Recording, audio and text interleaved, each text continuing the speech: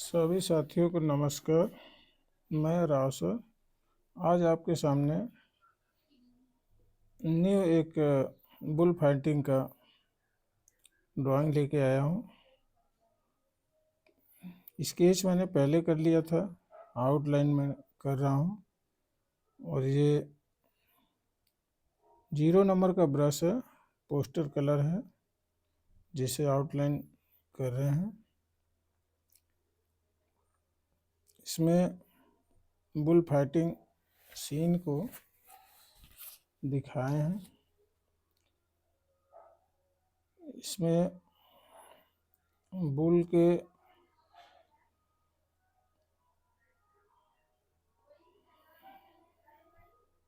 Body को simplicity के साथ किया गया है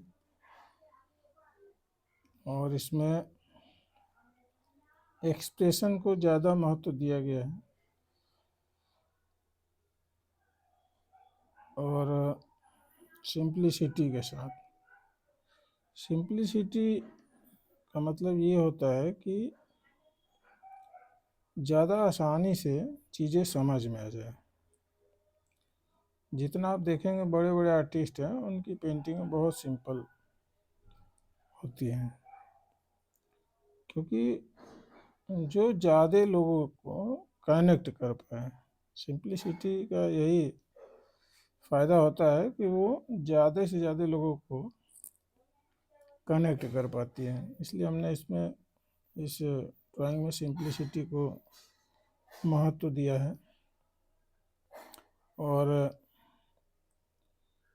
ब्लैक आउटलाइन के थ्रू हमने चीज़ों को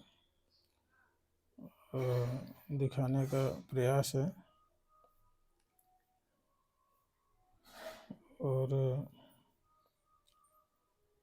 आउटलाइनिंग में फिनिशिंग का अगर ध्यान रखेंगे तो ज़्यादा अच्छा इफ़ेक्ट आएगा। और इसको बनाने के लिए ज़्यादातर सोच ये रहनी चाहिए कि आप थोड़ा सा महसूस करेंगे कि इनकी जब फाइटिंग होती है किस तरह इनका भाव रहता है। कभी न कभी हम लोग देखे ही रहते हैं सड़क वड़क पे, मार्केट में कभी न कभी क्या एक दूसरे से हो जाता है लड़ाई, तो उसमें इसी तरह का एक्सप्रेशन रहता है।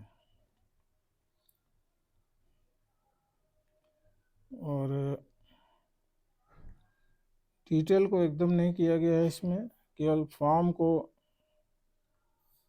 पकड़ा गया है। और जब ये एग्रेसिव होते हैं तो आप देखेंगे कि नाक से बहुत सारा हवा फेंकते हैं एक अपने प्रतिद्वंदी को डराने के लिए। तो ये उनका उसी का हिस्सा है। यदि वहीं पर अगर रुक जाए तो आगे फाइट नहीं होगा, लेकिन अगर उसके आगे बढ़ते हैं तो फिर फाइट हो जाती है। तो कभी कभी बहुत भयानक फाइटिंग होती है इनकी और ताकत भी बहुत ज़्यादा होता है। तो हम आते हैं ड्राइंग पे।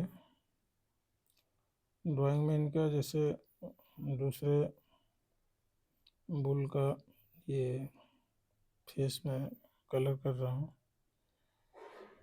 अब देखिए इसमें आँख ओख का कोई डिटेल नहीं है, लेकिन उस फॉर्म को पकड़ के यदि काम किया जाए तब भी वो चीज़ें लगती हैं। हाँ, यहाँ पे आँख है, आँख होगा। तो ये चीज़ भी एक तरह का अपना पर्सपेक्टिव है चीज़ों को दिखाने के लिए कि आप उस चीज़ को डिटेल में ना बनाएं, लेकिन वो बनने के बाद लगे कि यहाँ पे डिटेल होगा। तो इसी तरह से ये आर्ट जो फील्ड है ये बहुत एक्सपेरिमेंटल फील्ड है।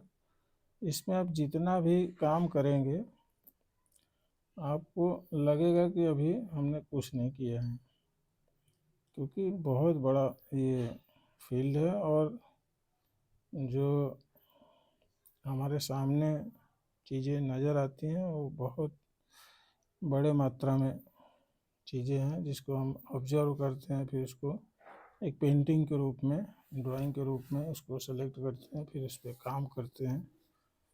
तो ये चीज़ें काफ़ी हमारा ध्यान जितना आकर्षित करता है उसी पे हम आगे पेंटिंग के रूप में उसको हम प्रेजेंट करते हैं।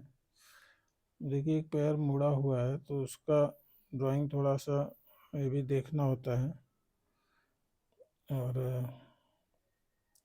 ब्रश पे हैंडलिंग आपका अच्छा होना चाहिए, कि ब्रश से करने पे बहुत सॉफ्ट इफेक्ट आता है, तो ब्रश से काम करना चाहिए। और कलर के और सारे माध्यम हैं, पेंसिल से भी कलर होता है, क्रेयॉन है, ड्राई पेस्टल है, ऑयल पेस्टल है, बहुत सारी चीज़ों से कलर हो सकता है, लेकिन मुझे ब्रश से करने में अच्छा लगता है और ये इस तरह का काम करना पसंद है, मज़ा आता है। सबसे मेन चीज़ है कि आर्ट ऐसा चीज़ है कि उसमें आपको मज़ा आना चाहिए। अगर मज़ा आ गया काम करने में तो समझिए आपका आर्ट तो अच्छा होना ही होना है, अच्छा होने से कोई रोक ही नहीं सकता। हाँ, कुछ टेक्निकल चीज़ें होती हैं जो थोड़ा सा ध्यान देना पड़ता है, जैसे कि जितनी भी चीज़ें हैं, एनिमल हो गया, बर्ड्स हो गया, ह्यूमन हो गया, सबका एक फॉर्म है, एक निश्चित फॉर्म है और एक प्रोपोर्शन है। उसको जो समझ गया तो फिर आसान हो जाता है। बाकी बहुत सी चीज़ें हैं, जैसे अब पानी का कोई फॉर्म नहीं है, बादल का कोई फॉर्म नहीं है निश्चित, तो उसको हम नेचुरल तरीके से अलग से तरीके से उसको ड्रा करना पड़ता है। लेकिन जैसे कोई एनिमल आया, कोई बर्ड्स आया, कोई ह्यूमन आया, तो उसमें हमें प्रोपोर्शन और उसका एक जो नाप जोख है वो सब फिर रखना पड़ता है। इसमें कलर स्टार्ट हो रहा है। कलर में कोई ज़्यादा वेरिएशन नहीं, एक ही कलर सॉलिड कलर दिया जा रहा है और केवल इसमें एक्सप्रेशन है और फॉर्म है, क्योंकि हमारा लक्ष्य यही रहा है इस पेंटिंग में कि सिंप्लिसिटी के साथ इस भाव को प्रेजेंट किया जाए। और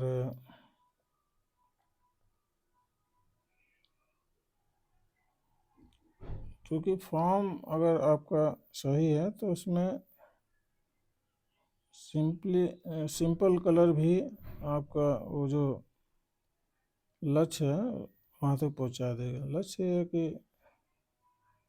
फाइट का सीन है, जैसे अभी इनमें लड़ाई हो सकती है, तो उस तरह का जो भाव है।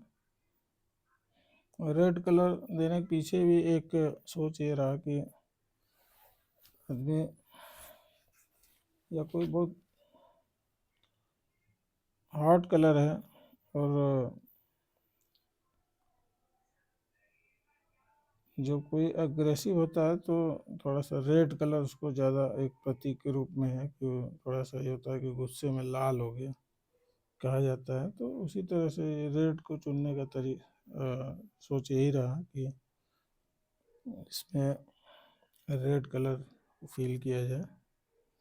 बहुत सिंपल है ये, बहुत ऐसा नहीं है। एक बार आप फॉर्म को पकड़ लिए तो ये ज़्यादा ऐसा कोई कठिन कार्य नहीं है, सिंपल है। बस ये है कि ड्राइंग में थोड़ा सा कमांड होना चाहिए, ताकि ब्रश से करने में, क्योंकि इसमें कोई रीटेक जैसा कुछ नहीं है। एक बार आपका गलत चल गया तो फिर उसी तरह से रहेगा। इसलिए इसमें थोड़ा सा हैंडलिंग अच्छा होना चाहिए, जैसा आप चाहें वैसा ब्रश चले। तो इसके लिए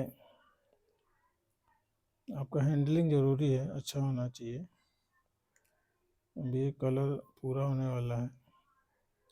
देखिए, हमने इसमें कोई ज़्यादा शेड, ज़्यादा और कोई टोन का प्रयास नहीं किया है। सिंपली एक कलर दिया है और एक ब्लैक कलर का आउटलाइन था जिसमें शैडो को भी ध्यान रख के आउटलाइन किया गया है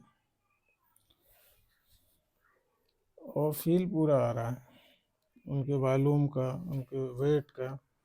यही चीज़ है कि आपका जब आप उस चीज़ को समझ के करेंगे तो उसमें वॉल्यूम, वेट सब कुछ नज़र आता है।